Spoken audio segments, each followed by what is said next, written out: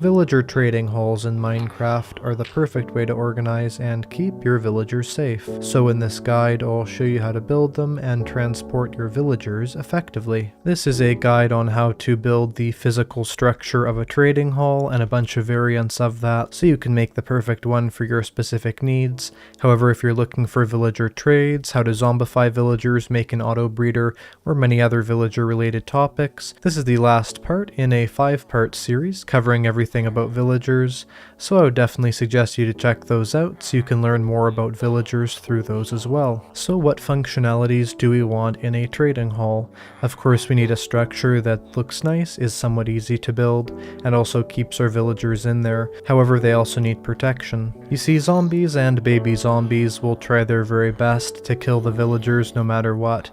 In fact, other undead mobs like the Husk will also try and kill the villagers, so you want to make a trading hall that is able to protect them from those in case one gets into your base or if your trading hall is built outside. But also when designing a trading hall, you need to make sure that it is easy to move your villagers in and out of it. And although I would generally recommend to fully zombify your villagers before you put them into the trading hall, it is still important to have an easy way of getting them in and out, as you'll often be moving around your villagers either to zombify them, make them go to a different part of your base, let's say, or change around the organization of them. It's definitely important to keep them mobile. So for instance, in this trading design right here, you can see they're not in minecarts, and there's also no really easy way for them to get in and out of that area. So that would not be a system that would give us good transportation. In a system like this, we do have a good way of getting the villagers transported in and out. So let's say we want to have this villager inside of this first part of the trading system. All we would have to do is break the workstation, place down an extra rail, then push that villager until it gets stuck at the back there.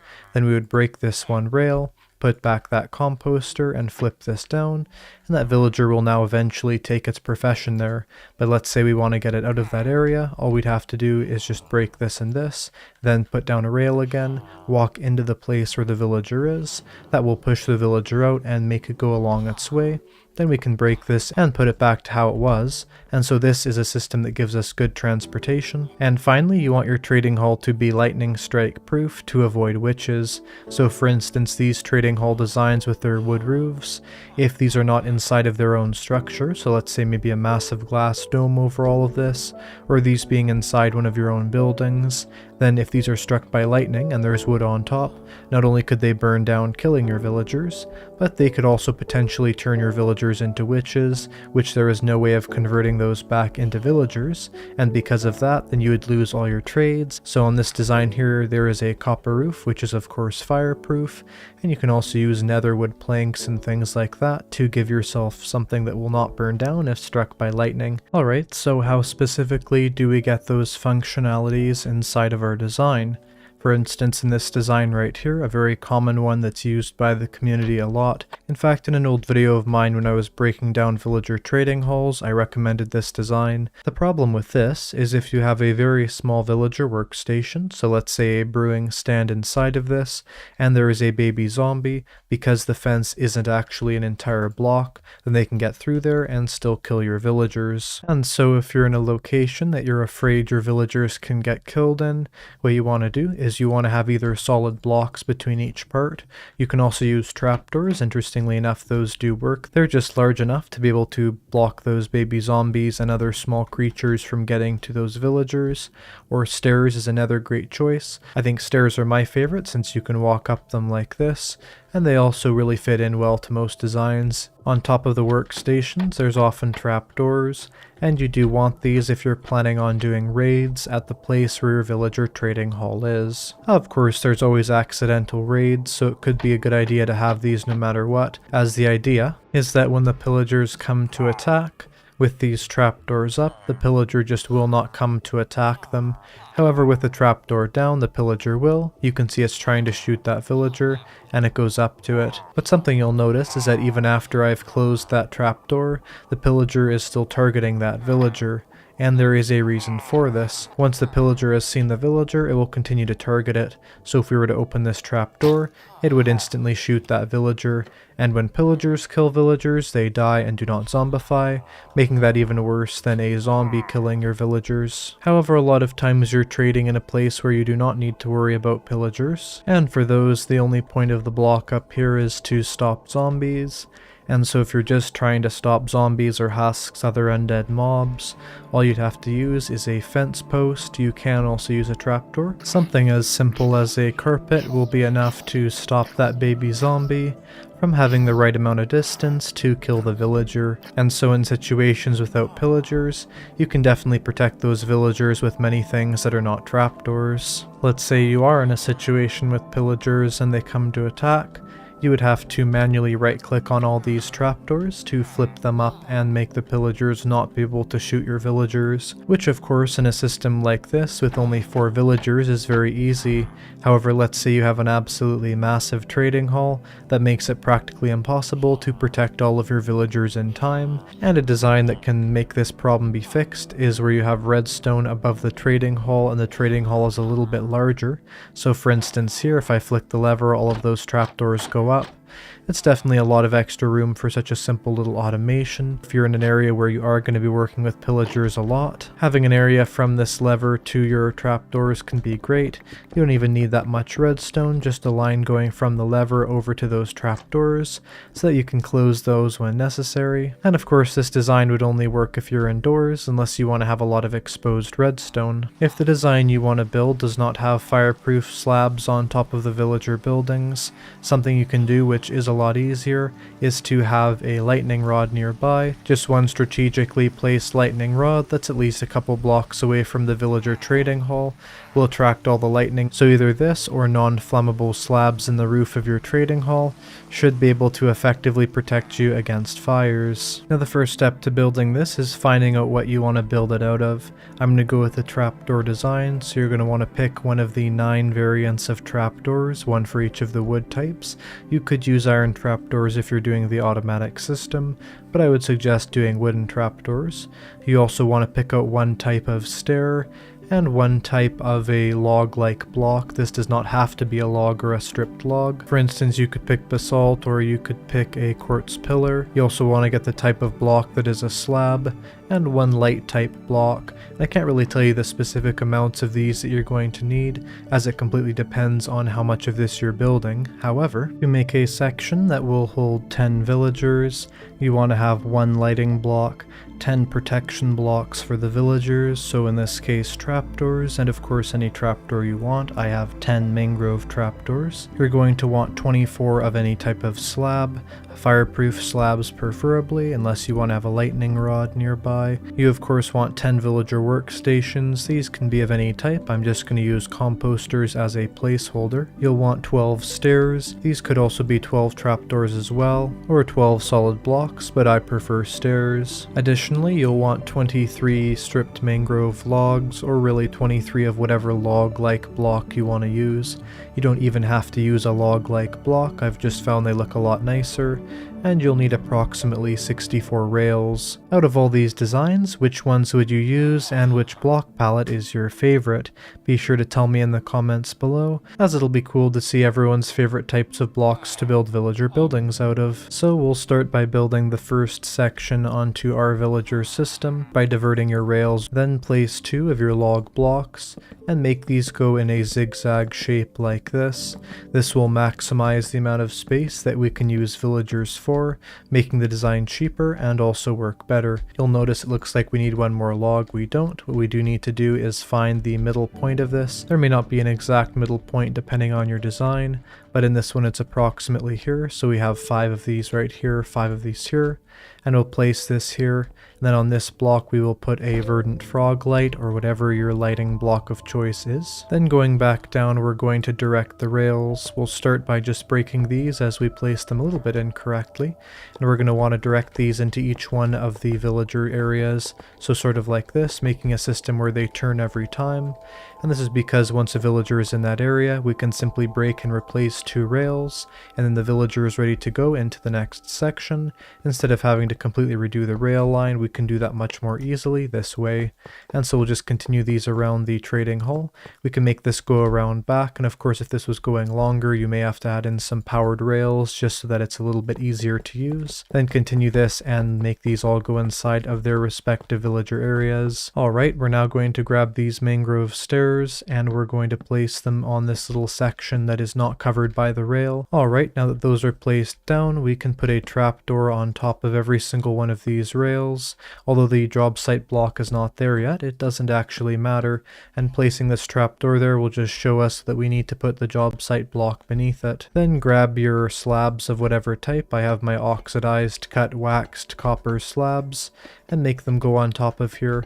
Now there's actually a double purpose to having the slabs that are facing upwards like this. The first one is of course it's cheaper than full blocks and smaller. The second reason is slabs on the bottom half of the block are actually naturally immune to spawning mobs, and so if you don't have any way of lighting the area up here, you do not have to worry about mobs spawning right on top of your villager breeder and then being around it. So that just makes it one less thing to put torches on top of. Now the next step to fill up the villager breeder is to push the villagers from the zombifying area.